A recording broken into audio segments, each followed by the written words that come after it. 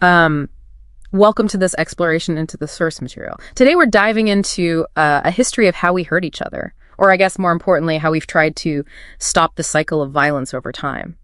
We're looking at the evolution of punishment, from the days when justice was just a personal grudge to the globalized legal systems you navigate today. Yeah, and it's a completely fascinating journey of how society tries to keep the peace. Because we're tracing a line from 5th century Rome all the way to modern international treaties. And what's clear is that the way we punish reveals exactly what a society values at any given moment. Right. So let's start with the 12 tables of ancient Rome. This is around 450 BC. Before this, if someone did you wrong, it was largely seen as a private matter or even divine will. But the 12 tables changed the game by moving toward a state-regulated system. Exactly. It created this vital split that we actually still feel today. On one hand, you had crimina publiis. Those are crimes against collective, like treason. That was the state defending itself. But then you had Crimina private rights, which were injuries to individuals. So imagine you're a Roman citizen and someone swipes your chariot. The state actually didn't view that as a crime against society. It was just your problem. You had to drag them to a tribunal yourself, which feels incredibly vulnerable compared to what we expect today, where we just call the police and let the system take over. It really was a transition period. They were trying to bring order to chaos by establishing fixed penalties, but the responsibility was still very much on the victim to initiate that process. And that chaos really peaked during the Germanic Middle Ages, right? With the blue track or the blood feud. If someone harmed your family, you didn't just have a right to seek violent revenge. You had a social obligation to do it, which is a complete recipe for a never-ending war. I mean, if I kill your cousin, you kill mine, and suddenly both our families are wiped out. So to survive, society moved toward compositions, essentially realizing it's much cheaper and safer to pay a fine than to sustain a multi-generational feud. Wait, so if you were a wealthy person back then, you could basically just buy your way out of a murder. That sounds less like justice and more like a subscription service for crime. From a modern lens, absolutely. But back then, it was a really practical tool for peace. They broke it into 3 buckets, actually. Wehrgeld went to the victim's family, sus was a fine to the victim themselves, and Friedegeld went to the community for the breach of peace. And if you look at your own life today, we still use those 3 buckets. We just call them civil damages, fines, and court costs. It's jarring to realize our modern system is just a civilized version of a financial transaction to prevent a bloodbath. But eventually we stopped just looking at the bill and started looking at the person, right? Right. That was the influence of the church in canon law. They introduced the subjective principle. They argued that the damage caused mattered less than the intent of the person doing it. So it shifted the focus from simple retribution to the idea of redemption. Though it wasn't all progress, the ancient regime of the late Middle Ages was still pretty horrific, using public torture and terror to keep people in line because they didn't really have a professional police force. Until the Enlightenment.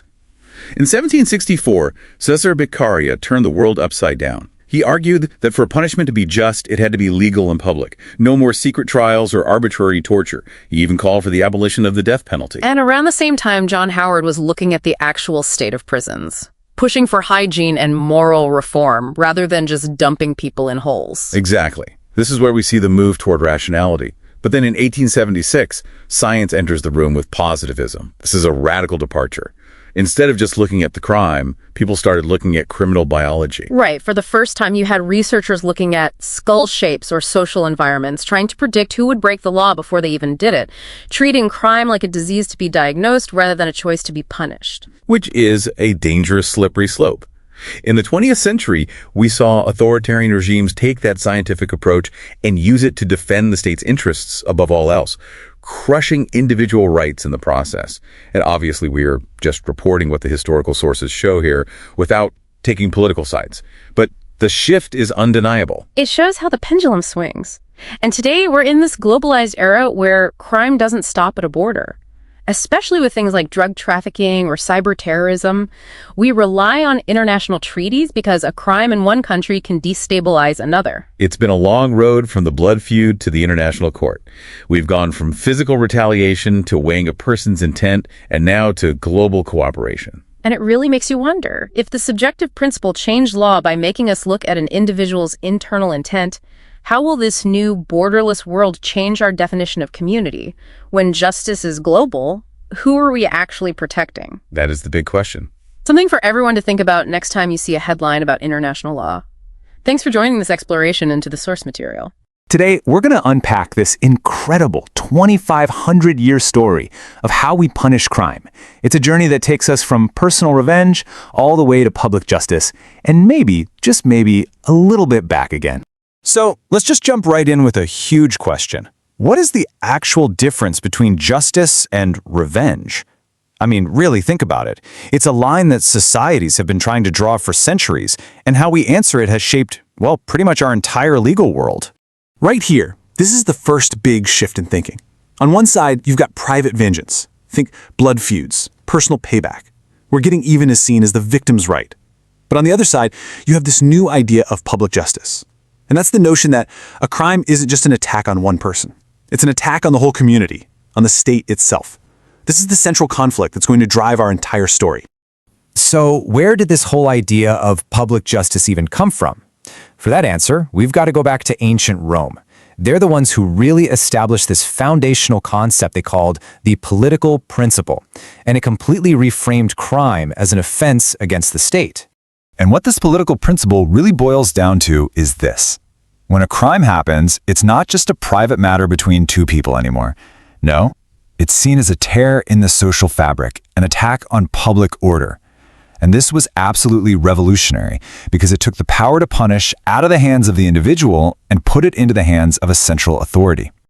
And this wasn't just some abstract idea, right? Rome actually put this into practice by splitting crimes into two big buckets. You had your crimina privata, private wrongs, where the goal was basically making the victim whole again. But then you had crimina publica, public crimes. And the response there? It wasn't about the victim at all. It was about punishing someone to defend society itself. You can probably guess which list got longer over time. So after Rome's influence starts to fade, things get, well, messy. The Middle Ages were this fascinating, complicated period that we're calling the medieval mix because you had this major clash between two totally different ways of looking at a crime. A huge part of that mix on one side was the Germanic concept of Blutrache, or the blood feud. The key thing to understand here is that this wasn't just a right to get revenge, it was an obligation. If someone in your family was harmed, you were bound by honor to seek vengeance. It was intensely personal, focused on the family, not some far-off state. And this is where things get really interesting. You have this incredible contrast. On the one hand, Germanic law is all about the objective result. What actually happened? What was the physical harm? But then you have Canon law, coming from the church, which was way more interested in the why. What was the sinner's intent? What was going on in their soul? It's a massive pendulum swing from the external act to the internal motive. This tug of war goes on for a while, and then, boom, the Enlightenment happens. This was a true revolution, a time when thinkers started using reason as a weapon to fight back against the cruelty and, frankly, the randomness of the old justice systems. And if you want to get a sense of what they were up against, just look at this quote. This old Roman idea had crept back into law, and it was brutal. The individual didn't really matter. Justice was unequal, it was harsh, and it was all done in the name of protecting the power of the state. And then this guy, Cesare Beccaria, comes along. In 1764, he publishes this little book that changes everything. He argued for a rational, humane system. He's saying, hey, let's fight against torture and the death penalty. Let's demand that laws actually be written down so everyone knows the rules. He argued for protecting the accused and said the real goal should be to prevent crime, not just get revenge. And his ideas weren't just academic, you know? They were like a lightning bolt. Look at this timeline. His book comes out in 1764. And just a few years later, you have major rulers in Europe, in Tuscany, Austria, Prussia, starting to abolish the death penalty and get rid of torture. His ideas lit a fire and sparked immediate, real-world change. Okay, so you have these amazing new ideas swirling around, but how do you actually get them into the law books? This next phase is all about cementing those ideals. And in the process, the focus is going to shift yet again, this time from the crime itself to the person who committed it. You can draw a really clear line here. It all starts with the philosophers and their ideals. Those ideas then ignite the French Revolution, where principles like Beccaria's get written into the Declaration of the Rights of Man. And from there, they get baked into the Napoleonic Code, a massive legal framework that spreads all across Europe. It's a perfect domino effect, from abstract thought to widespread law. But here's the thing. Just as everyone's celebrating these new, rational laws, a totally new question pops up. The classical school, they were happy just punishing the abstract crime. But a new, scientific way of thinking came along and asked, wait a minute, why do people commit crimes in the first place? Suddenly the goal wasn't just retribution anymore, it was about protecting society and maybe even reforming the individual. And just like that, you have the birth of what we now call criminology. For the very first time, the legal world wasn't just focused on punishing the what, it started getting really serious about studying the why. This was a huge move, from a purely philosophical approach to a scientific one. So all of this brings us a lot closer to our own time where, you guessed it, the pendulum swings again. The 20th and 21st centuries have been all about new tensions, and yeah, the return of some very, very old ideas. And what's so wild about this is it's almost like we've seen this movie before, right? On one side, you have the liberal tradition totally focused on protecting individual rights. But the 20th century also saw the rise of authoritarian law, which slammed the pendulum back hard in the other direction, back toward defending the state, with the goal being public intimidation, not individual reform. All right, so let's just zoom out for a second and look at the whole journey. We started with Rome's idea of crime as an offense against the state. We went through the medieval mix of individualism versus intent, the Enlightenment's focus on individual rights, the scientific turn towards understanding the criminal, and finally, the 20th century clash. It has been a constant, dynamic, back-and-forth evolution. Which brings us to right now. For 2.5 millennia, our ideas about justice have had to bend and stretch to meet the challenges of the times. Today, we're facing crimes that are global, digital, and often don't even happen in a specific country. So the big question, the one we have to grapple with today, is how must our ideas of justice and punishment evolve next? Welcome back to the deep dive. I'm really excited about today's topic, but before we jump in, I want to try a little thought experiment with you. Oh, I love a good thought experiment. Let's hear it. Okay, so imagine you're just walking down a street, doesn't really matter where, just a busy, crowded street. You trip over your own feet, you stumble, and you accidentally knock over a cart belonging to a merchant. Right. Okay. Yeah. Setting the scene. A little clumsy, maybe a little embarrassing, but pretty common accident. Exactly. Maybe you break some pottery that was on the cart. Or, worst case scenario, you accidentally injure the merchant's leg when the cart tips over. Ouch. Yeah, that's definitely a bad day. Right, but think about what happens next. In our modern world, you probably exchange insurance information. Maybe there's a lawsuit if the injury is really bad. Or maybe you just apologize profusely and pay for the broken pots out of pocket. It's annoying, maybe a little stressful, but fundamentally it's a civil matter. Exactly, it's civil. But today we are looking at a really fascinating stack of research. Specifically, we're pulling from excerpts of a book called The Evolution of Penal Law, From Antiquity to Globalization by Lorenzo U. Padilla, Jr. And it is a fantastic source, really comprehensive. It is, and what this research shows us is how that exact same clumsy accident could get you killed, exiled, or forced to pay a literal blood price, all depending on exactly what century we happen to land in. It's wild when you really take a step back and look at it because, we tend to think of the law, especially criminal law, as this fixed, immutable thing, like gravity. It's just there. Yeah, like it was always handed down from on high and never changed. Right, but Padilla's work shows us that penal law, the very way a society decides to punish people, is actually more like a shapeshifter. It constantly changes based on religion, politics, social structures, and even early biology. And that is exactly our mission for this deep dive today. We aren't just going to sit here and recite a dusty list of ancient statutes. No, nobody wants to hear that. Right. We are going to unpack the DNA of our current justice system. We want to figure out how humanity moved from this visceral eye for an eye mentality to the concept of innocent until proven guilty.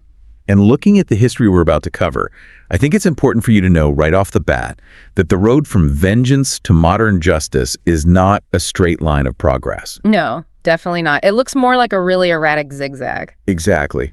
Or even better, think of it like a pendulum. That's the image I really want you to keep in your head for this deep dive. The pendulum swings back and forth between two very extreme poles. Okay, lay out the poles for us. On one side, you have the absolute safety and security of the state. Order, authority, the defense of the collective society. Right, protecting the group. Yes. And on the far opposite side of the swing, you have the rights of the individual. Liberty, personal defense, fairness, human dignity. And reading through these sources, it feels like sometimes that pendulum swings so hard toward one side that it just knocks everybody over. It absolutely does. We are going to see eras where the individual didn't matter in the slightest, and they were just crushed by the state.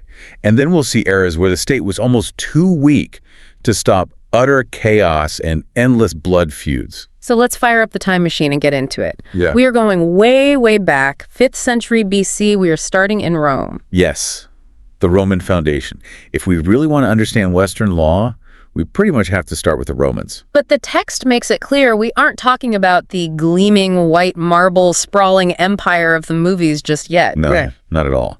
This is early Republic Rome. It's gritty, it's agricultural, it's deeply superstitious. And the big monumental milestone that kicks us off here is something called the 12 Tables. The 12 table? I feel like I've heard this term in a history class at some point, usually right before I zoned out.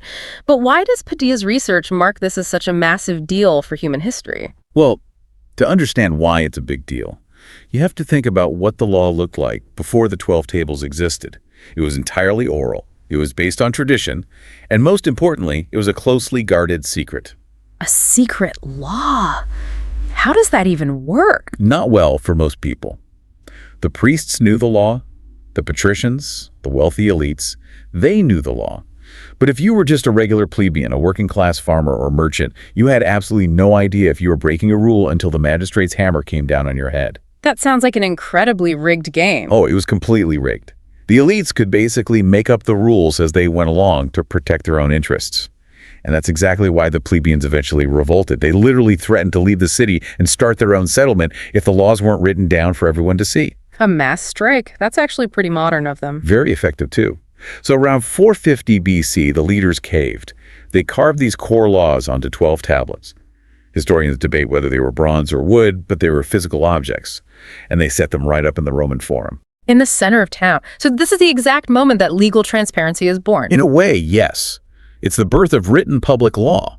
But, and this is a massive, massive caveat, just because the laws were finally written down doesn't mean they were nice laws. Right. Padilla points out that the 12 Tables were still completely full of what he calls primitive vestiges. Primitive vestiges. That sounds like academic code for something incredibly brutal. You're not wrong. You have to remember the mindset of the time. The Romans were deeply, deeply superstitious people. They didn't view a crime simply as, hey, you hurt me, pay me back. They saw crime as a severe disruption of the cosmic order. Okay, so we're talking about religion intertwined with the law here. Absolutely interwoven. Uh-huh. The text highlights this concept of expiation. This is a really key concept to grasp. If you committed a crime, you didn't just break a societal rule, you spiritually polluted the entire community. You angered the gods. And I'm guessing angry gods are bad news for an agricultural society. Disastrous. If the gods are angry, maybe the crops fail this year. Maybe a terrible plague hits the city. Maybe you lose the next battle. So the pressure is really on the community to fix it. It's not just about getting justice for the victim anymore. It's about saving the whole city from divine wrath. Precisely. And that is exactly why the early punishments were so unimaginably severe. Yeah. You had to expiate the sin. You had to cleanse the pollution. Sometimes that literally meant sacrificing the criminal to the gods to calm them down. Wow. So it's a form of human sacrifice, essentially, but dressed up in the robes of criminal justice. That's a great way to put it. It was about rebalancing the universe. And then there's the other major primitive vestige the source material focuses on, which is talion. Ah, the lex talionis, the law of retaliation. This is the classic eye for an eye, tooth for a tooth. All right, that's the one. Now, I have to be honest, I've always thought of that phrase as a bit of a metaphor, like a poetic way of saying the punishment should simply fit the crime. Proportionality. And today, that's what it means. But in early Rome, it wasn't a metaphor at all. It was intensely literal. If you broke someone's bone in a fight, the Roman magistrate didn't just fine you some silver. He legally authorized the victim to come and break your bone. That seems so counterproductive. Like, great, now the city just has two guys with broken bones who can't work the fields. It is primitive, yes. But you actually have to look at the underlying logic of the era. This rule was actually a massive step forward because it put a hard cap on vengeance. A cap on vengeance? How do you mean? Well, think about the world before talion. If you broke my bone, I might get so angry that I come to your farm, kill you, burn your house down, and sell your family into slavery. It was exponential escalation. Ah, I see. Right? Talion steps in and says, no, Stop. You only get to break his bone. That's it. Even Stephen, you're not allowed to go further. So paradoxically, it was actually an attempt to limit the total amount of violence in the society. That is a wild perspective shift. So an eye for an eye was actually a progressive bleeding heart reform for its time. In a world of unlimited, bloody family feuds. Yes, absolutely, it was a stabilizing force. But of course, Rome didn't just stay in that phase. As the city grew bigger and more complex, the state started to realize that having citizens legally maiming each other in the streets wasn't exactly great for the economy. Or the military, I imagine. You need those guys to hold a shield. Exactly. So the state slowly begins to step in and take control of the process. And according to the research, this is where we get the crucial legal distinction between public crimes and private crimes. The crimina publica and crimina privata. Right. This is a huge shift. This is the moment the state really asserts itself as an entity that can be wronged. Crimina publica were crimes that directly threaten the community as a whole, the state itself. Like what? What was the ultimate public crime? The big one was perduelio, which translates basically to high treason, betraying the city to an enemy, or a general incompetently losing a Roman army. And the punishment for high treason against the state? Death. Usually immediate, highly public, and brutal. But then on the other side, you have crimina privata. These were crimes committed against private individuals. Theft, assault, property damage. So if I steal your cow, the state doesn't care? Not initially, no. Early on, even murder was often treated as a private dispute between two families. Wait, hold on. Murder was a private matter. Like, hey, sorry I killed your dad. Let's sit down and work out a settlement. Basically, yes. The victim's family would demand physical vengeance or a massive payout. The state was just kind of a referee. But over time, and Padilla tracks this evolution really clearly, the rate of public crimes starts to steadily grow. The state gets hungrier. Yes, the state starts looking at these private feuds and saying, actually, murder isn't just your family's problem, it's our problem. All this violence destabilizes Rome, so now murder is a crime against the state. Now, I want to touch on one specific punishment mentioned in the notes here because it's just so incredibly bizarre and specific. We have to talk about the penalty for parricidium. Ah, yes. The poena calet, the penalty of the sack. So, parricide is killing your father or a close elder relative. And the penalty, tell me reading this source right, they sewed the murderer into a large leather sack. They did, but you weren't alone in there. Right. The text says they sewed you into the sack along with a live dog, a rooster, a viper, and a monkey. And then they threw the whole squirming sack into the Tiber River. That is entirely accurate. Why? Why a monkey and a snake? What is the thought process there? It goes right back to that early idea of religious pollution we talked about earlier. Yeah. By killing the person who literally gave you life, you have committed an act so utterly unclean, so deeply unnatural, that you are a spiritual biohazard. A spiritual biohazard. That makes sense of the extreme containment. Right. You are no longer fit to touch the sacred earth. You cannot touch the pure water. You have to be completely contained within this impermeable leather barrier while you suffocate or drown, surrounded by animals that were symbolically associated with monstrousness or bad omens. That is just the stuff of absolute nightmares. But it really highlights how deeply symbolic the law was. It wasn't just a clinical, you broke a rule, go to jail. It was a visceral declaration of you are a monster and we are erasing you. Exactly. But let's not just focus on the horrors, because while Rome had these terrifying punishments, they also invented some incredible legal rights that we still rely on. We really need to talk about provocatio ad populum. Appeal to the people. This is a fascinating legal mechanism. If a Roman magistrate arbitrarily sentenced a citizen to death, or to a severe flogging, the citizen could literally stand up and shout, "Prozoco," meaning "I appeal." And what happened? Did the guards just laugh at him? No, the execution immediately stopped by law. The magistrate's power was suspended, and the case had to be taken before the formal assembly of the Roman people to be voted on. Wow. That feels incredibly democratic for the ancient world, like the ultimate check on government power. You can't execute me unless my peers agree. It was revolutionary. It showed that the Roman Republic truly valued the citizen. You weren't just a disposable subject of a king, you had inherent rights.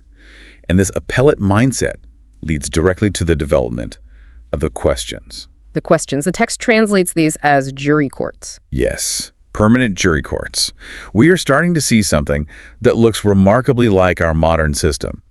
By the late Republic period, we get these massive legal frameworks, so Legis Cornelia and Legis Juliae. And these laws gave us the concept of crime and legitimum. Break that down for us. Crime and legitimum translates to legitimate crime. What it means is that a crime must be explicitly defined by a pre-existing written law. A judge couldn't just wake up in bad mood and say, I don't like the way you talk to me, I decree that's a crime now, to the lions with you. So there had to be a specific statute on the books. Exactly. And usually the law also dictated a fixed, standardized penalty, a point of legitima. Which provides stability, predictability. You know the rules of the game before you play. And, crucially for our evolution story, Roman law during this period begins to really care about dolus. Dolus. Intent. Right. Roman jurists started asking why you did something. Did you deliberately plan to kill that merchant in the street? Or was it a genuine accident when you tripped? So they looked into the mind of the accused. Yes. If it was an accident, they realized that punishment shouldn't be the same as a cold-blooded murder. They recognized that the human will to commit the crime is what truly matters. Okay, so we are getting very close to modern law here in the late Republic. We've got written laws, jury courts, appeals. We're considering intent. It's sounding pretty enlightened. But then the Republic falls. It does. Julius Caesar crosses the Rubicon. We get the emperors, Augustus, Tiberius, Nero, Caligula, and the legal pendulum you mentioned earlier. It swings incredibly hard. It swings violently toward absolute authority. That beautiful balanced system of jury courts, the Ordo system, gets systematically dismantled by the emperors. The emperor takes all judicial power for himself, and then he delegates it down to his personal officials. Bypassing the juries entirely. Completely. This becomes known as the extraordinaria system. Extraordinary justice outside the normal rules. And the guiding maxim of the law changes completely, doesn't it? It goes from protect the citizen to something much darker. The new maxim becomes the preservation of the state is the absolute foundation of punishment. That is a chilling phrase, the preservation of the state. It's the foundational logic of pretty much every dictatorship in history. If the emperor feels even slightly threatened, the written law doesn't matter anymore. Right, because his survival is the state's survival. Exactly. So under the empire, you start seeing the rise of these vague intermediate crimes, things like swindling or religious apostasy, or uttering words against the emperor, crimes where the definition is whatever the emperor says it is. And I assume those fixed penalties go out the window too. Gone. The penalties become entirely arbitrary again. The imperial judge decides your fate based on his mood or your social status or how much you can bribe him. If he's having a bad day, a minor offense gets you thrown to the beasts in the Colosseum. So we leave the Roman era on a pretty heavy down note. The state has completely swallowed the individual. The pendulum is stuck on tyranny. But then the Roman Empire collapses. Fall of Rome. Right. The Visigoths, the Ostrogoths, the Vandals, the Franks, they come crashing through the borders. And this isn't just a military conquest, it's a massive legal and cultural shock, isn't it? A total system reset. Yeah. Because these Germanic tribes pouring into Europe did not care at all about Roman codes or imperial edicts. They brought their own legal system from the northern forests. And it was radically, fundamentally different from everything the Romans had built. The Padilla text describes Germanic law as customary, meaning it wasn't written down in massive complex scrolls. It was an oral tradition. It was lived out every day, and it revolved around one single all-encompassing concept, peace. Yes, the concept of freedom. But we really need to pause and define this carefully because when we use the word peace today, we usually just mean the absence of war or maybe feeling relaxed. Right, like sitting on a beach, peace and quiet. Exactly. But in the ancient Germanic mindset, peace was something tangible. It was more like a mystical force field. A force field? Imagine the entire tribe is surrounded by a protective, magical bubble. Inside that bubble, there is peace. Everyone is protected by the collective strength of the clan. The law doesn't exist to punish abstract moral wrongs.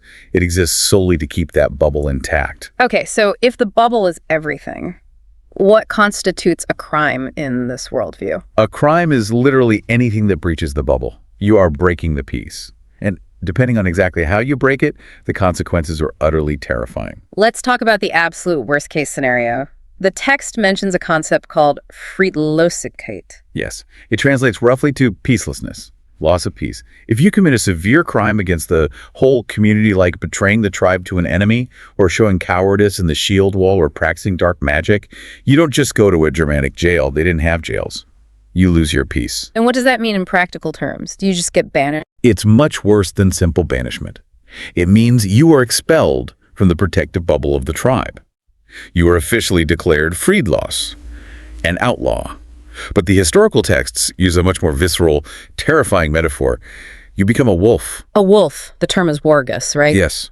Think about what that actually means in a dark, ancient forest. A wolf is a wild beast. It has no human rights. It has no family. It is hunted on sight. If the tribal assembly declared you a wolf, you are cast out into the wilderness alone. And if someone from the tribe sees you in the forest later? They can kill you. In fact, they should kill you. You are considered a dangerous predator. No one is allowed to give you food. No one can offer you shelter by their fire. What about your family? Your wife is legally declared a widow, even though you are still out there breathing. Your children are legally orphans. Your property is seized. It is a total comprehensive social death, which in that harsh environment was almost always followed very quickly by physical death from exposure or starvation. That is just so much scarier than a simple execution. It's being completely erased from humanity while you are still alive to experience it. It is the ultimate punishment for a society that values communal belonging above literally everything else. There's a Germanic saying from the time, "He who does not desire peace for others loses it for himself." Okay, but what if I don't betray the whole tribe? What if I just, I get into a drunken argument with my neighbor over a stolen pig and I hit him with a club and break his arm? That doesn't make me a wolf, does it? No, usually not. That is considered a private breach of peace. And that triggers the other massive pillar of Germanic customary law, the blood feud, or Blutrake. Oh boy, this sounds like the Hatfields and the McCoys. It is exactly like that, but formalized as a legal institution.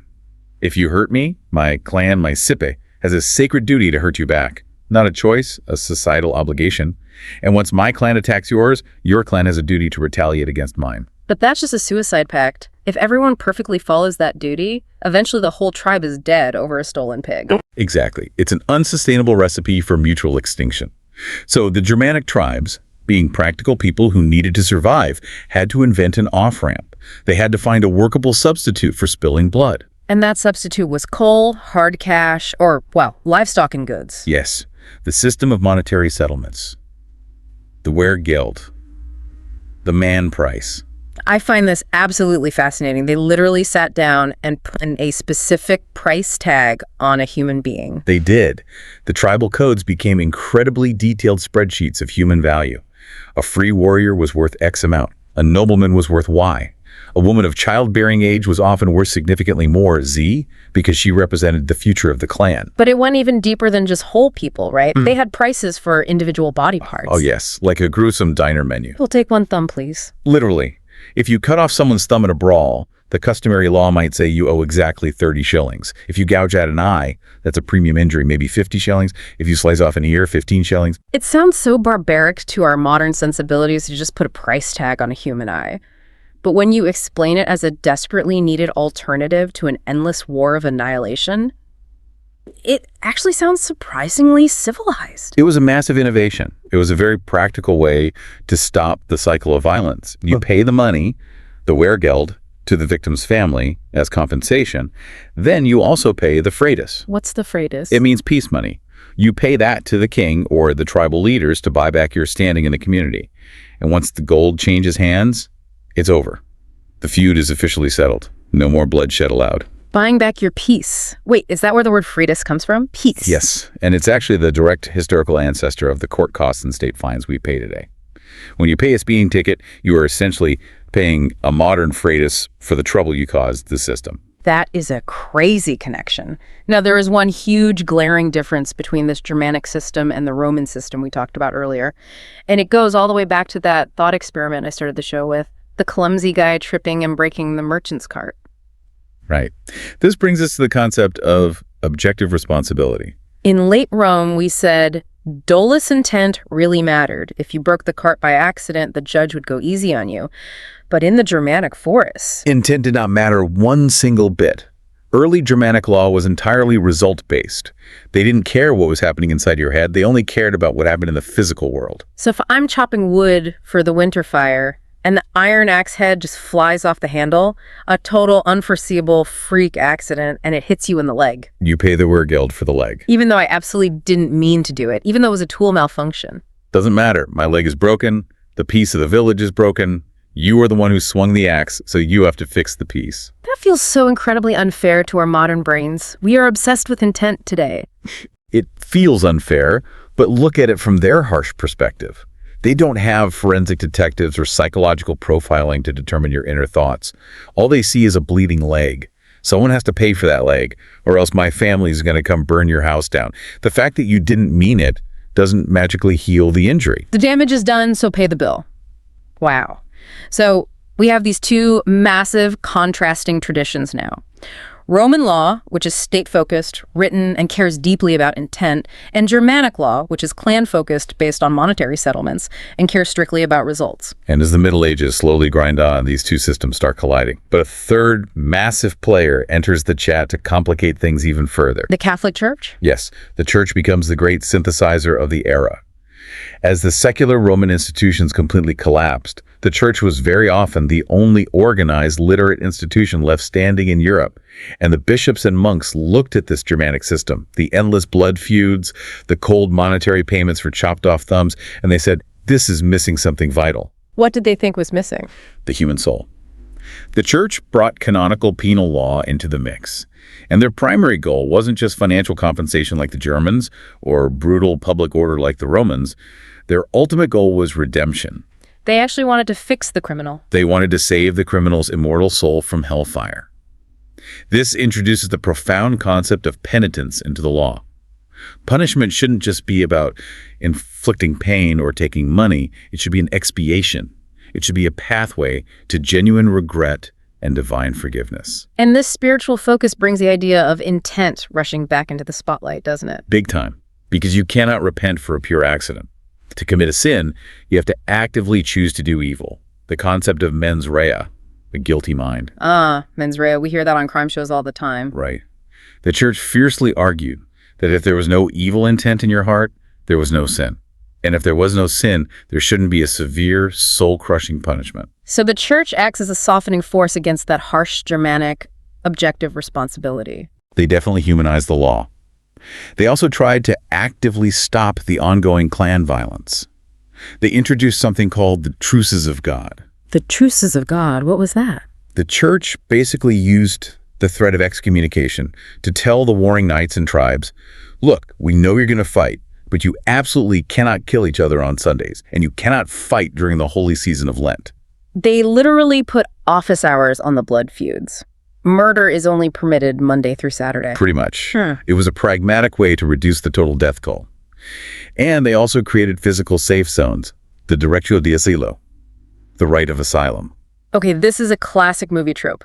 The desperate fugitive running up to the cathedral, pounding on the door and shouting, "Sanctuary! Sanctuary!" It was a very real legal mechanism. If you were running for your life from a blood feud, say the victim's brother is chasing you through the streets with a drawn sword, if you could just manage to touch the physical door of a church, you were safe. Like reaching base and tag. Exactly.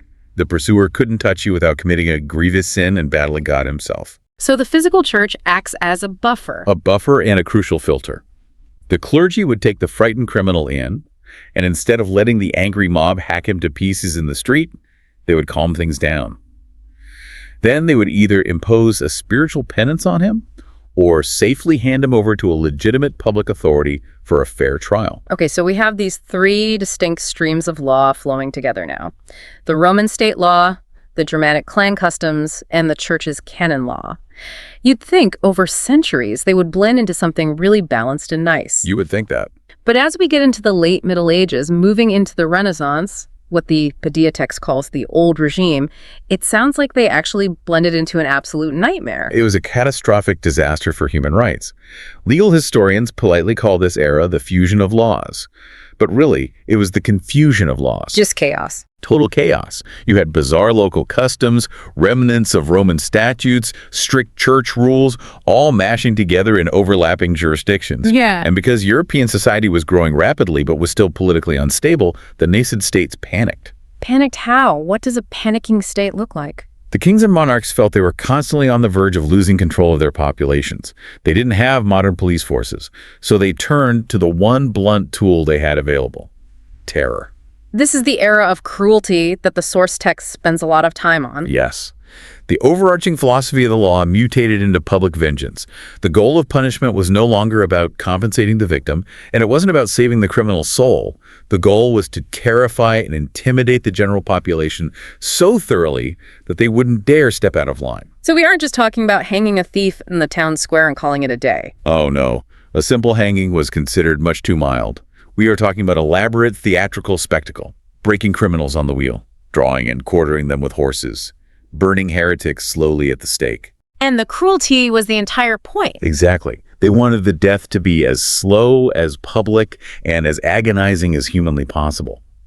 They wanted the peasant in the crowd to watch this hours-long horror show and think, I am never, ever going to steal that loaf of bread. And who was actually deciding to hand down these punishments? Was there a jury? That's the other massive problem of the old regime, judicial arbitrariness. The judges, who were usually nobles appointed directly by the king, had almost total unchecked power. So the Roman idea of crime and legitimum needing a written law is just gone. Completely ignored. Judges could invent new crimes on the spot. They could invent wildly creative punishments. If a local judge just personally didn't like you, he could sentence you to have your tongue cut out or your hand amputated, even if there was no specific law in the books demanding it. And the social inequality of the time was baked right into the punishments, wasn't it? Rampant systemic inequality. If you were a wealthy noble and you committed a terrible murder, you might get beheaded with a sword, which was considered a highly honorable, painless, and quick death. But if you were a poor farmer who committed the exact same crime, You got the rope, or you were tortured to death on the wheel. The law had two completely different faces based on your bloodline. I feel like we have to mention the absolute darkest nadir of this entire system. The text brings it up, and it's infamous. The witch trials. Ah, yes, Beccaria. Witchcraft and magic. This is where the old regime system went completely violently off the rails into mass hysteria.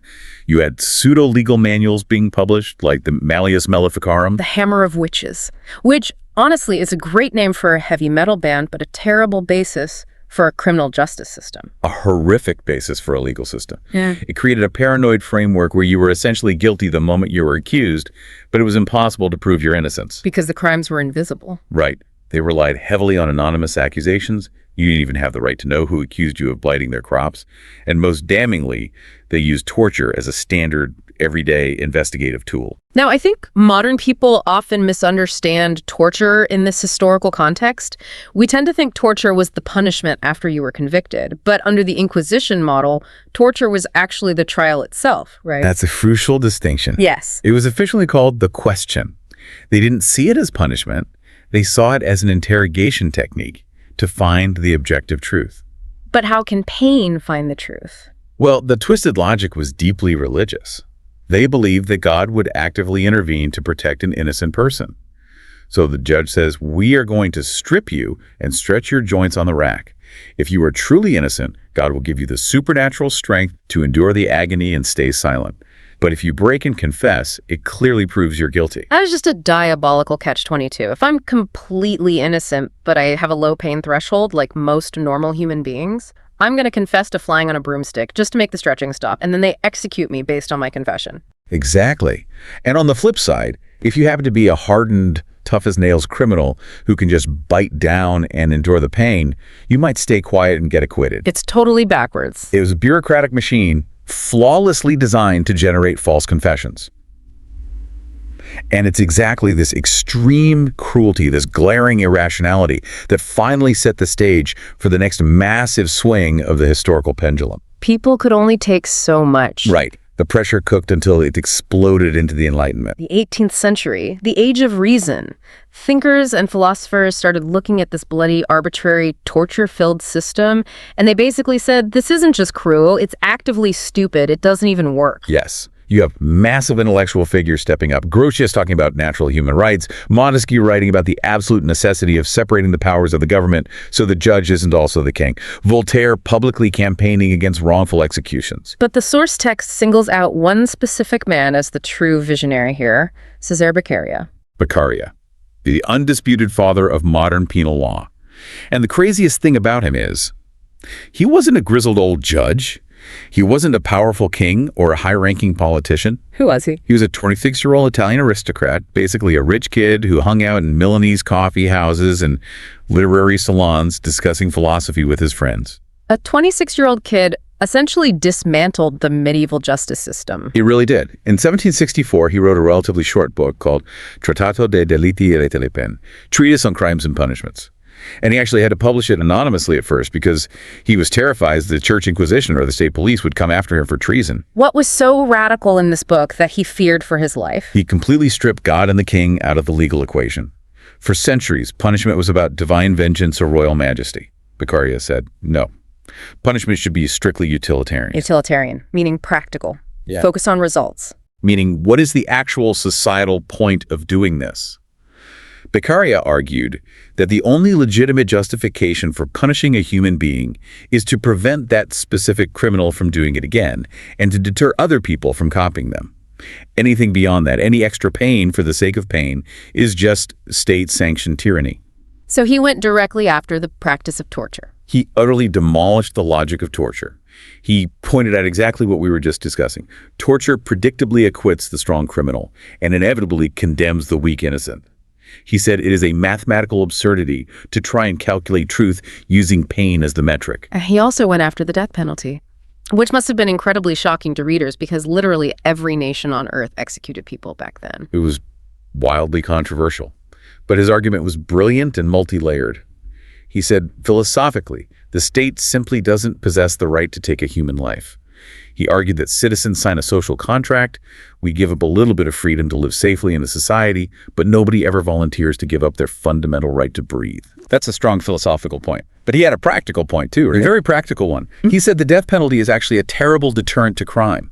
He argued that human psychology is wired so that the intensity of a punishment matters much less than the duration. Okay, unpack that duration versus intensity idea for us. Think about a public hanging. It's an intense spectacle. It's horrifying, sure, but it's over in 10 minutes. The crowd watches it like a morbid theater play. They get a thrill of fear, and then they go home, eat dinner, and completely forget about it a week later. The fear fades quickly. Exactly. But Beccaria said, if you take that same man and put him in a prison for the rest of his natural life chains, hard labor, total loss of freedom, day after day, year after year, that is a long, slow, permanent example. It scares potential criminals much more because the misery lasts so long. As Beccaria wrote, a living example is much more useful than a dead one. So he actively wanted to replace the bloody scaffold with the prison cell. Yes. And the truly amazing thing about this little book is the absolute monarchs of Europe actually listened to him. Wait, the kings with all the arbitrary power actually read a philosophy book and agreed to limit their own power. They devoured it. Catherine the Great of Russia, Frederick the Great of Prussia, Leopold the Grand Duke of Tuscany, these were the enlightened despots. They desperately wanted to be seen by history as modern, rational rulers. So they actually changed the laws. Yes. Frederick the Great banned torture in Prussia. And Leopold of Tuscany went all the way. He completely abolished the death penalty in his territory based directly on Beccaria's arguments. It was the first time a modern state did that. That is just a testament to the sheer power of a good, logical argument. It is. And around the same time, you have figures like John Howard in England. Oh, right. The text mentions him, the prison reformer. Yes. Beccaria said we should use prisons instead of executions. But John Howard actually toured the existing European prisons, and he was horrified. They were basically dark, disease-ridden dungeons where people just rotted away. No sanitation, no fresh air. Exactly. Howard wrote a book called The State of Prisons, and he launched the modern penitentiary movement. He demanded hygiene, separation of men and women, and a focus on moral reform rather than just warehousing bodies. So all this intellectual, progressive energy is building up, and then it finally crashes into the real world in a massive way with the French Revolution. 1789, the Declaration of the Rights of Man. This is the watershed moment. This is where Beccaria's Salon ideas were literally written into the foundational law with a capital L. And this leads to the famous codifications, the French Code of 1791 and then Napoleon's Code of 1810. Right.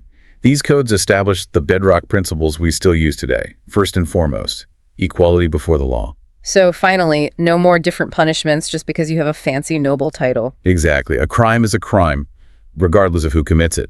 And second, they established rigid legality. Nullum crimen sine lege. No crime without a pre-existing law. Which finally kills off the arbitrary, unpredictable judge. Stone dead. In the Enlightenment model, the judge is reduced to being just the mouthpiece of the law. A computer program almost. He looks at the facts, opens the code book, finds the specific crime, and reads the mandatory penalty.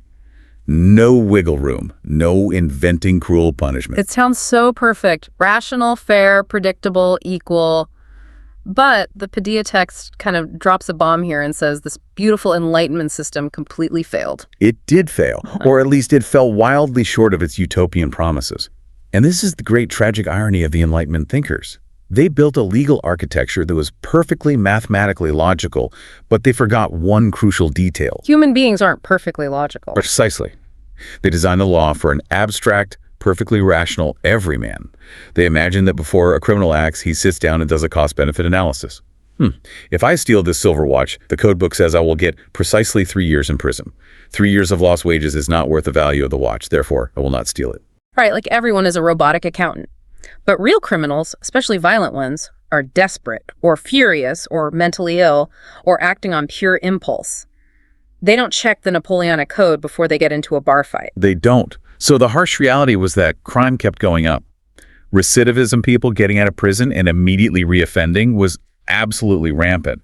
The shiny new prisons John Howard inspired were suddenly overflowing with repeat customers. The perfectly logical laws weren't deterring the illogical humans. Exactly. And this massive societal crisis led to the next major phase in our evolution. The pendulum swings away from the perfect law and swings hard toward examining the flawed criminal. Welcome to the scientific period. Late 19th century. The era of positivism. We have the eruption of the natural sciences, biology, psychiatry, sociology into the courtroom. And the key figures here are a group of Italian scientists. Cesare Lombroso, Enrico Ferri, and Raffaele Garofalo. And their core message was what? They looked at the failing Enlightenment codes and said, stop staring at the dusty law books. Look at the living, breathing guy sitting in the jail cell. Why does he keep doing this? Now, Lombroso is a pretty infamous figure today. Very controversial. He was a prison doctor, and he's the guy who famously went around meticulously measuring the skulls of dead convicts. He heavily promoted the theory of the born criminal. Wait, he literally thought you could identify a criminal just by looking at the shape of their face? Yes. He believed that certain criminals were atavistic, meaning they were evolutionary throwbacks, like primitive cavemen accidentally born into the 19th century.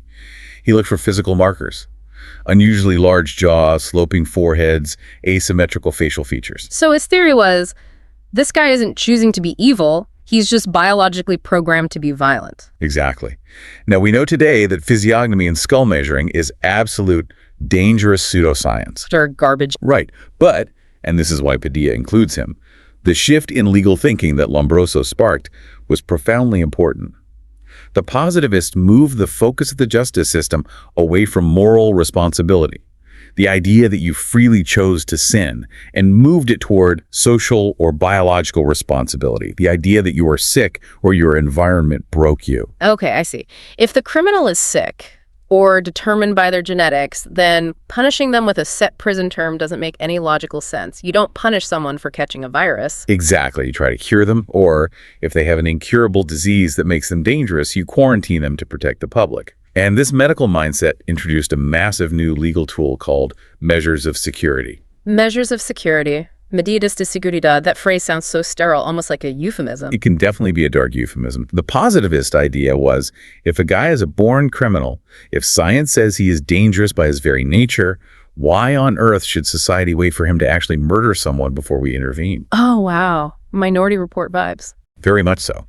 Let's lock him up now, or put him in an asylum to prevent the crime. This also led to indeterminate sentencing. Instead of a judge saying, you get 5 years for theft, the judge says, you go to the facility until the doctors decide you are cured. You stay in until you are fixed. Right. Which sounds incredibly progressive and compassionate in theory, rehabilitation over punishment. But in practice, it's also utterly terrifying. Because it means the state can lock you in a cell forever based on who you are, not what you actually did. You nailed it. It completely strips away the Enlightenment protection of rigid legality. And that vulnerability is exactly where the historical pendulum swung next. The dark side of this positivist theory, combined with the rising technological power of the modern state, led directly to the unimaginable horrors of the 20th century. The authoritarian backlash. The rise of totalitarianism. The Soviet Union under Stalin, Nazi Germany, Fascist Italy. These regimes looked at the positivist ideas, the focus on defending society from dangerous elements, the idea of the criminal as a biological or social contagion, and they aggressively weaponized them. They basically circled all the way back to the old Roman imperial maxim. The preservation of the state is everything. The individual is nothing. But it was 1,000 times worse than Rome, because they had railroads and telegraphs and industrialized bureaucracy. In places like Nazi Germany and the Soviet Union, they explicitly abandoned the Enlightenment principle of legality. They got rid of the written code. They introduced a horrific legal concept called analogy. Analogy? How does that even work in a courtroom? It works like this.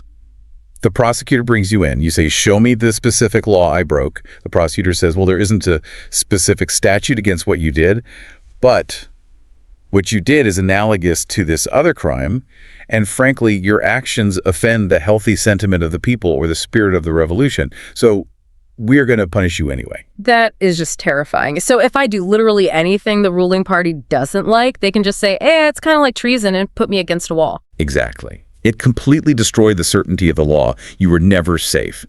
Political crimes became the most severely punished offenses of all. The pendulum had swung as far to the pole of state protection as it possibly could, and millions of individuals were crushed underneath it.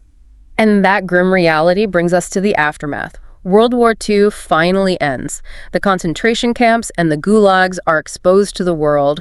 Humanity sees firsthand what happens when the state is given total unchecked power over the individual in the name of security. And the pendulum frantically swings back.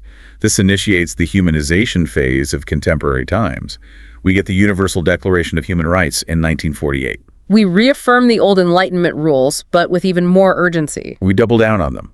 Nullum crimen sine legit, no crime without a law, becomes sacred international law. We solidify the principle of irretrospectivity. Which means you can't punish someone today for doing something that wasn't actually illegal when they did it yesterday. Exactly. Ex post facto laws are banned, and the focus of the justice system shifts strongly back towards special prevention, which means genuinely trying to rehabilitate the individual, but this time, strictly within the boundaries of fundamental human rights. The criminal is recognized as a human being with inherent dignity, not just a biological mistake to be cured, and certainly not just a disposable tool for the state's political goals. Which brings us all the way to the present day. The Padilla text mentions globalization as the current complex frontier of penal law. It is the great challenge of our time, because crime is no longer contained within the borders of one nation state. We are dealing with massive cybercrime networks, international drug cartels, global terrorism, human trafficking. These crimes ignore borders. So if the crimes go global, the law has to go global. We have to try. So we are building international penal law. We established the International Criminal Court in The Hague. We are constantly negotiating complex extradition treaties and trying to harmonize the criminal codes of different countries. It's like we're trying to carve a new global 12 tables. That's a great analogy. But it is incredibly difficult. How do you find a balance between the legal traditions of a strict religious state and the laws of a secular liberal democracy, whose definition of a crime wins? It's a messy, ongoing process. It is. But if we take a breath and look back at this whole incredible journey. Let's recap the arc we just traveled. We started in ancient Rome, slowly moving from religious human sacrifice and vengeance into organized state order. Then Rome fell, and we went into the dark Germanic forests, where peace was a fragile bubble and cold, hard money replaced blood feuds. Then the Catholic Church stepped in and taught the courts to look inside the human soul, prioritizing intent and penitence. Then we suffered through the chaotic cruelty of the old regime, which taught us exactly what happens when aristocratic judges have too much arbitrary power and use torture to find the truth. Then Beccaria and the Enlightenment heroes gave us logic, written codes, and human rights. Then the positivist scientists told us to stop looking at the books and start studying the biological nature of the criminal. And finally, the horrors of the 20th century warned us what happens when we blindly sacrifice individual liberty on the altar of state order. It is a constant, never-ending struggle. We as a society are always standing at the control panel, trying to tune that dial between security and freedom. And Honestly, going through all of this leads me directly to the provocative thought I want to leave you, our listeners, with today.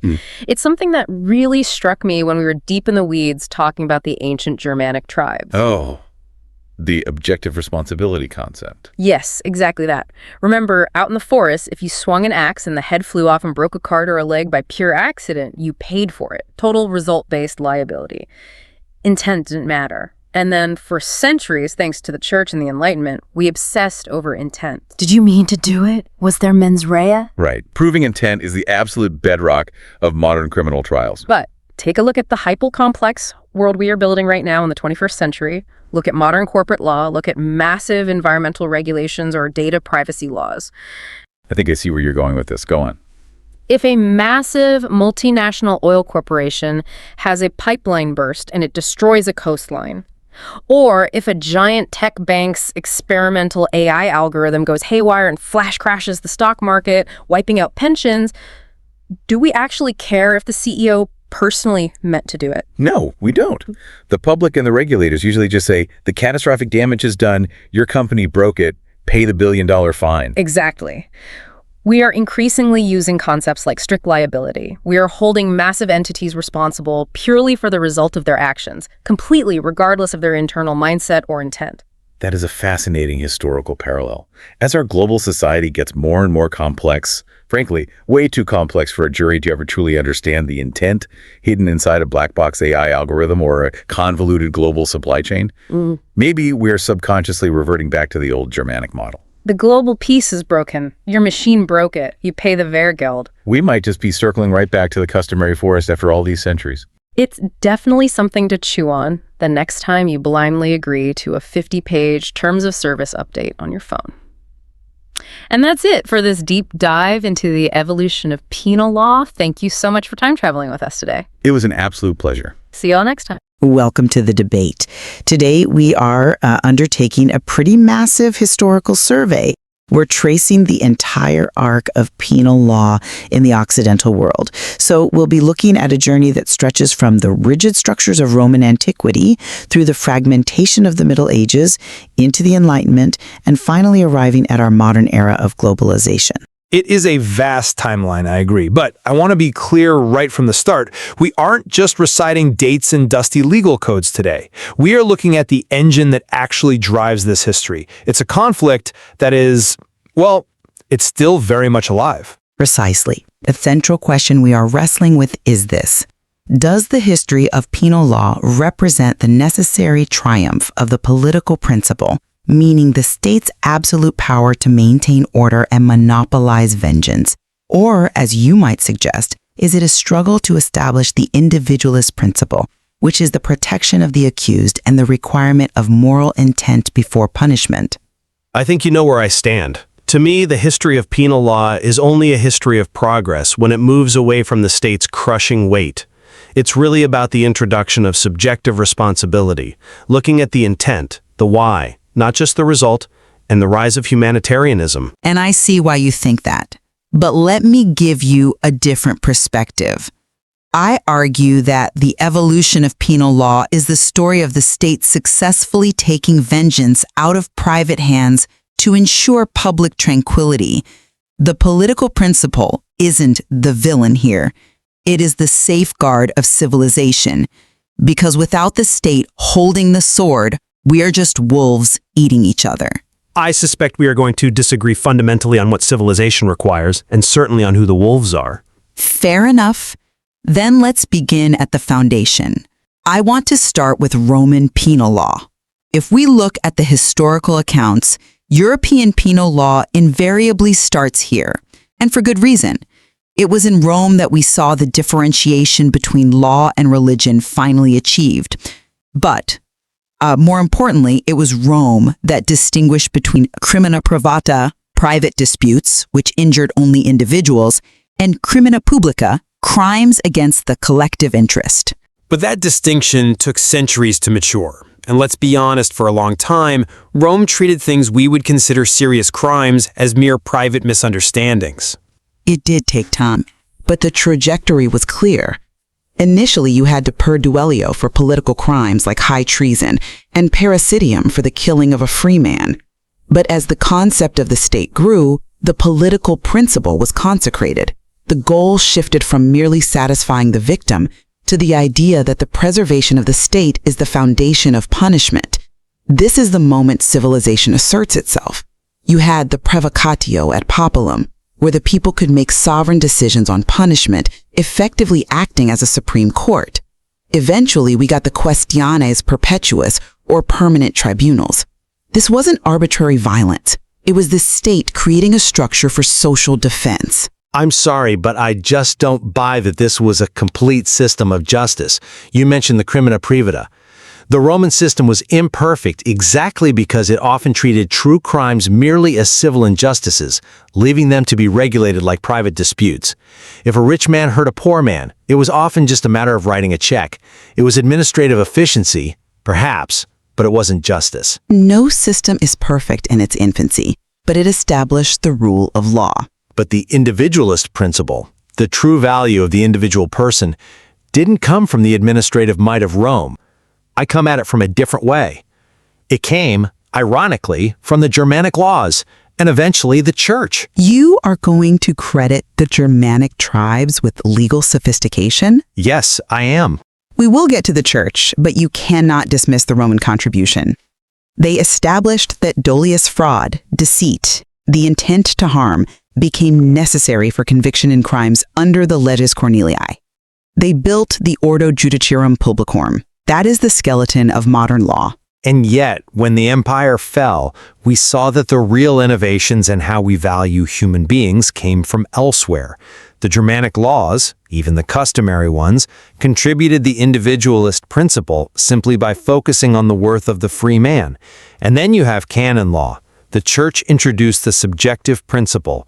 They shifted the focus from the physical damage caused to the intentio criminosa, the criminal intent.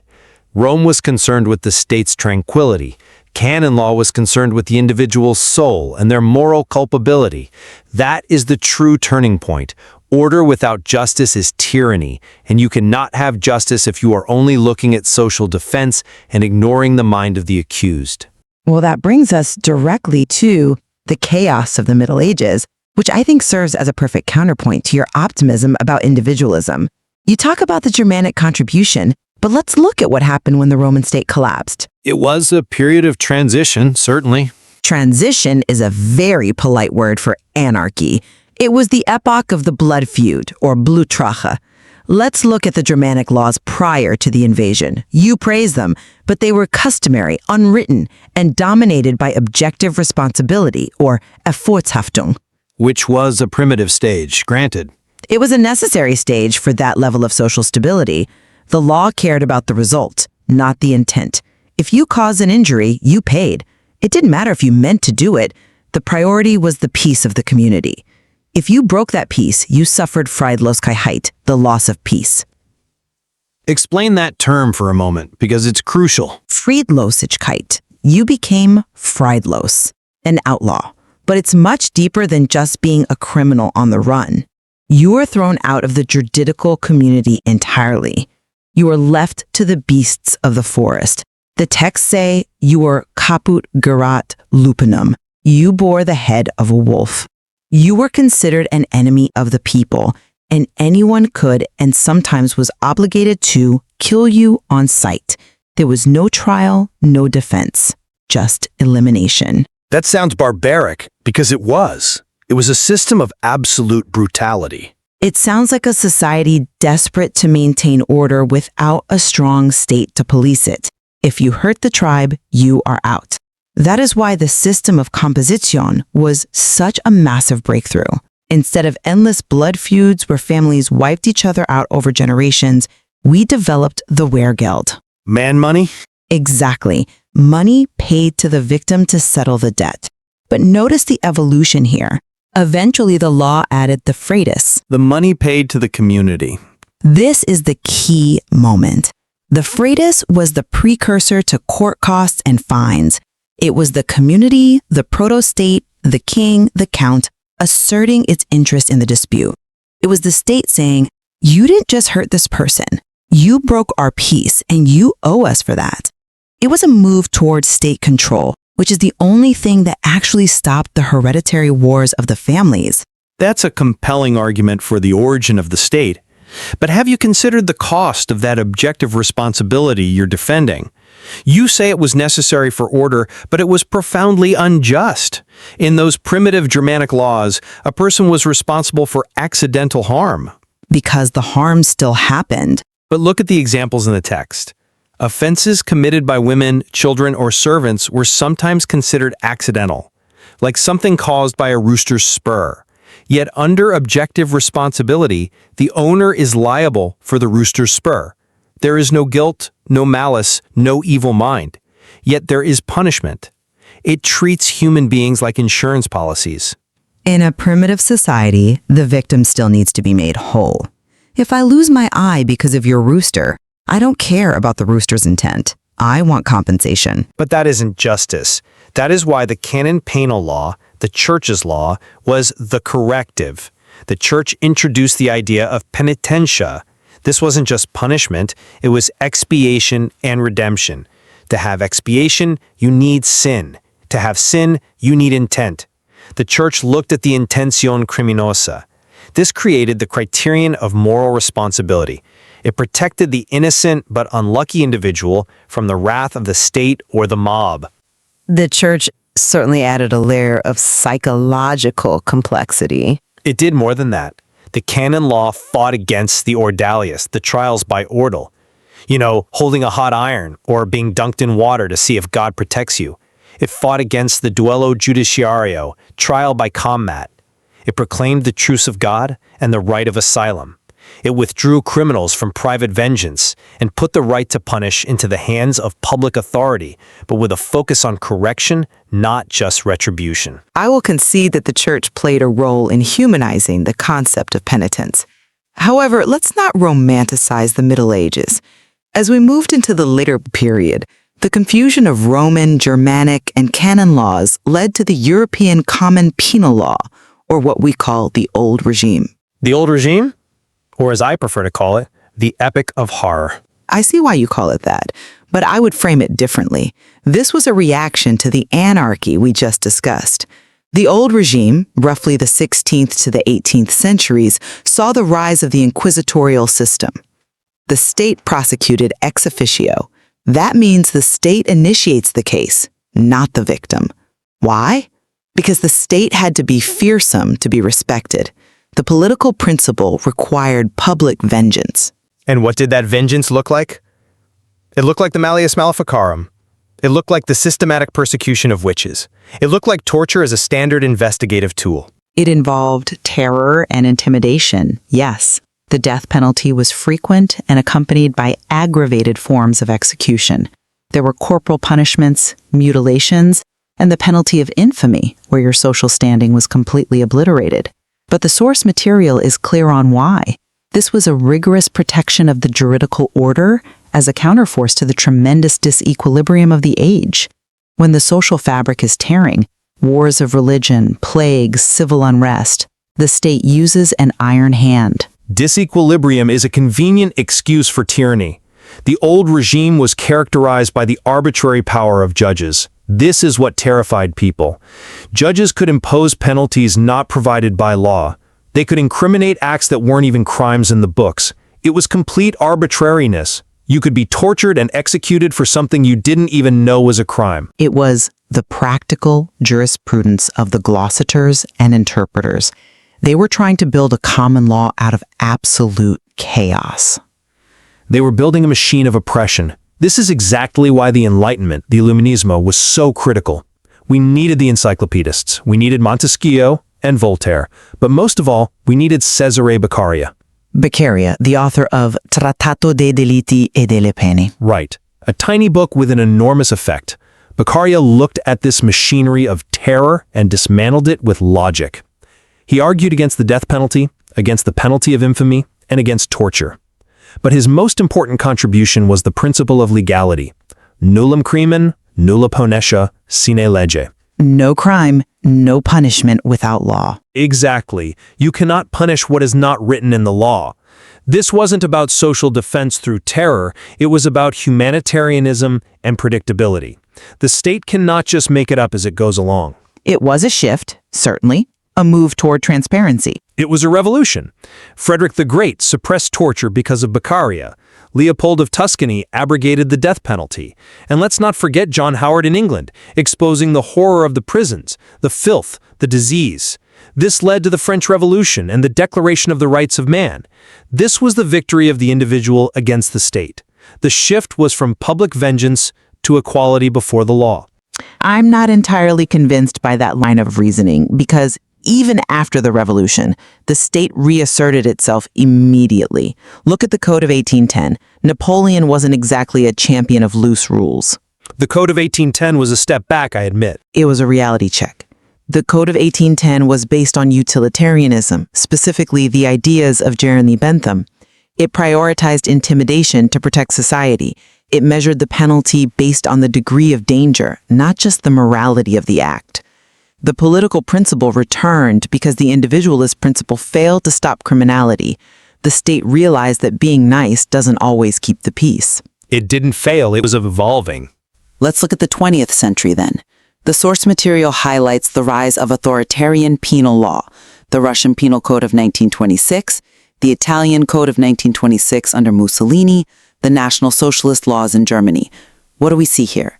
The state prioritizing itself above the individual in the most extreme way possible. We see totalitarianism. We see the total abandonment of the principle of legality. We see general prevention. These regimes realized that to protect the collective interests, the crimina publica, they needed to deter the population. They punished acts based on analogy. If it wasn't strictly illegal but felt wrong to the party or the state, you went to the gulag. When push comes to shove, the political principle is what regimes revert to in order to survive. They prioritize the state over the individual to maintain the juridical order. I'm sorry, but I just don't buy that this authoritarian rise was a legitimate evolution. It was a regression. It was a disease. It was the blood feud writ large, with the state acting as the vengeful clan. The true path of history wasn't Mussolini or the Soviet Code. It was the scientific period. You mean the positivists? Yes, the positivists. Lombroso, Ferri, Garofalo. Now, I know Lombroso had some dated ideas about measuring skulls, but look at the core shift. They stopped viewing the criminal as an abstract logical type imagined by reason. You know, the rational man who just decides to steal. They looked at the personality of the criminal. They shifted from the crime to the criminal. Exactly. They realized that the old regime and even the classical liberals had failed because they treated every criminal as a calculator. The scientific period introduced the idea of etiology, studying the causes of crime. Is it biological? Is it social? Is it environmental? But did they not also advocate for social defense? They did, but in a totally different way. The post-World War II era represents the true synthesis. We move toward special prevention, correcting the specific offender, and the individualization of the penalty. We aren't just trying to scare the public, we are trying to fix the person. We now have measures of security alongside penalties.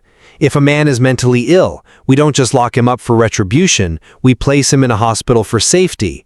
This is social defense, yes, but it is one that respects human rights and biological reality. It repudiates the penalties that are against human nature. It is a noble aspiration, but let's look at where we are now. We are in the era of globalization, and I would argue the pendulum is swinging back toward the political principle. Which brings its own massive set of challenges. Exactly.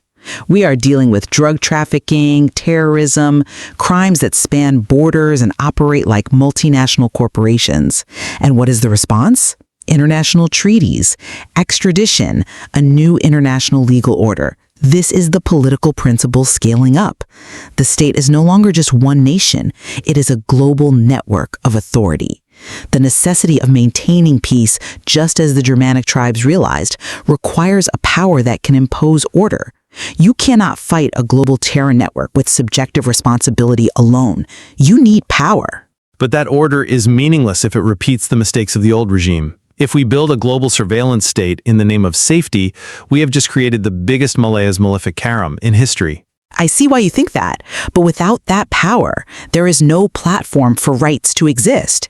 If the state cannot guarantee safety from terrorists or cartels, then human rights are just words on paper. Let me summarize my position, because I think the history really speaks for itself. While the state is necessary, the history of penal law teaches us a very bloody lesson. Unchecked public vengeance leads to barbarism.